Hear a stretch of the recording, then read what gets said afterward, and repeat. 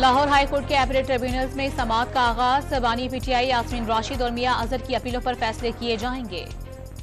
आम इंतखाबात की तैयारियां तेज। इलेक्शन कमीशन ने पोलिंग स्टेशन की इब्तदाई फहरिस्तें जारी कर दी। 11 जनवरी तक एतराजात जमा करवाए जा सकेंगे। इलेक्शन के इल्तवा की करारदाद मंजूर करने वाले सेनेटर्स और चेयरमैन सेनेट के खिलाफ तौहीन अदालत की कार्रवाई की दरखास्त दायर। सुप्रीम कोर्ट से आर्टिकल 6 लगाने की भी अपील। इंतखाबात के इल्तवा की करारदाद। इलेक्शन कमीशन को मौसूल मामले पर गौर के लिए जल्द इजलास बुलाने का फैसला। कराची के इलाके लियारी में टिकटों की तकसीम पर जियाले नाराज। बिलावल हाउस पर धरना। मुजाहिर ने सीवीओ जाने वाली सड़क बंद कर दी।